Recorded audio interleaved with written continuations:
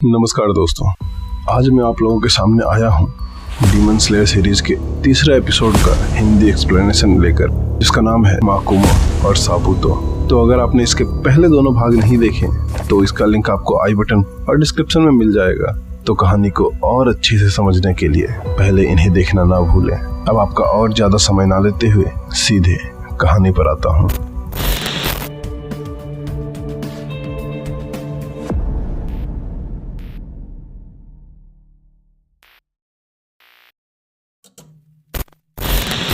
Episode की शुरुआत होती है और इसी के साथ उरुकोदाकी तंजीरो को सागिरी पर्वत पर ले जाकर उसे डीमन और डीमन स्लेयर की हिस्ट्री के बारे में बताते हैं। डीमन स्लेयर की टीम में करीब 100 लोग हैं।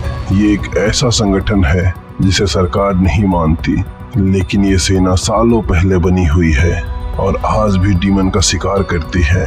पर डीमन स्लेयर की फौज का लीडर कौन है, ये बात हमेशा राज रहती है। डीमन का मुख्य खाना इंसान होते हैं। वो इंसानों को मारकर खाते हैं।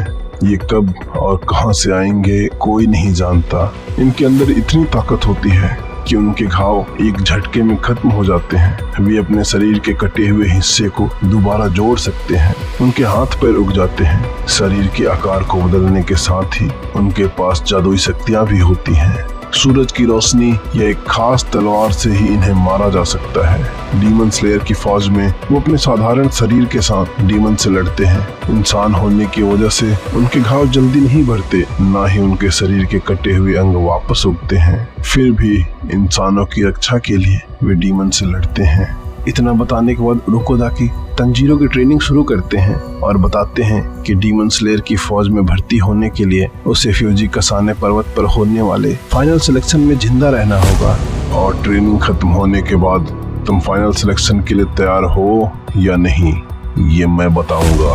उरुकोदाकी की बातें सुनने के बाद तंजीरो डीमन स्लेयर बनने के लिए ट्रेनिंग में अपनी जी जान लगा देता है और पूरी लगन के साथ नए नए फाइटिंग स्किल्स और नए हुनर सीखता है।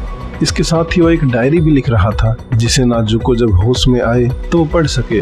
दरअसल नाजुको लगभग 6 महीने से बेहोश पड़ी थी और उसका देखभाल उरुकोदाकी सा कर रहे थे। उन्होंने उसे कई अलग अलग डॉक्टर से भी दिखाया था, लेकिन वे भी इसके पीछे का कारण नहीं जान पाए थे। सागिरी पर्वत पर तंजीरो को लगभग 1 साल हो गया था और इस 1 साल में तंजीरो हर रोज ट्रेनिंग कर रहा था जिससे वो डीमन स्लेयर बन सके।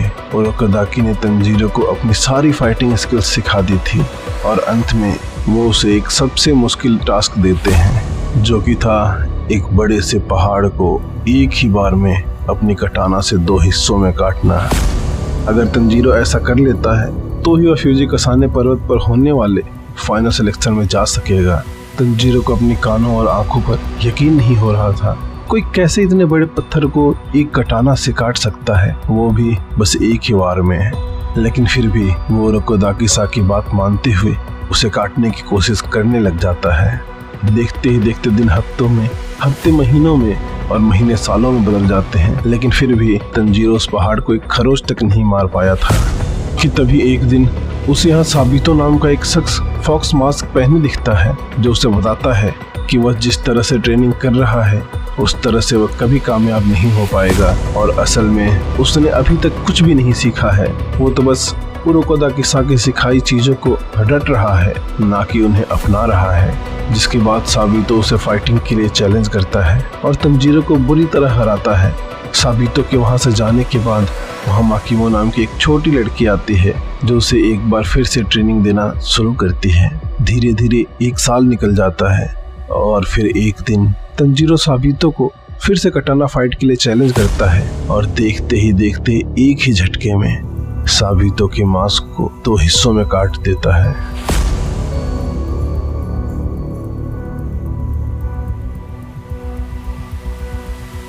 जिसे देखकर माकुमो और साबितो दोनों काफी खुश होते हैं और जाने से पहले माकुमो तंजीरो को बताती है कि यहाँ और भी कई सारे बच्चे हैं जो हर रोज उसे यहाँ ट्रेनिंग करते हुए देखते हैं। इतना कहते ही दोनों वहाँ से अचानक गायब हो जाते हैं। उनके जाने के बाद तंजीरो जब ध्यान से देखता है तो उसने साबितो के मास्क के साथ ही उसके पीछे पड़े उस बड़े से पत्थर को भी एक ही झटके में अपनी कटाना से काट दिया था। जिसके साथ ही डीमन स्लेयर का तीसरा एपिसोड भी यहीं खत्म होता है। दोस्तों, वीडियो अगर आपको अच्छी लगे तो इसे लाइक, चैनल को सब्सक्राइब और दोस्तों में शेयर करें, जिससे ऐसी ही और भी वीडियोस बनाने का मुझे मोटिवेशन मिल सके। तो आज के लिए बस इतना ही। जल्दी मिलता हूँ इसके अगले भाग या किसी दूसरी वीडियो के साथ। तब तक के लिए धन्यवाद।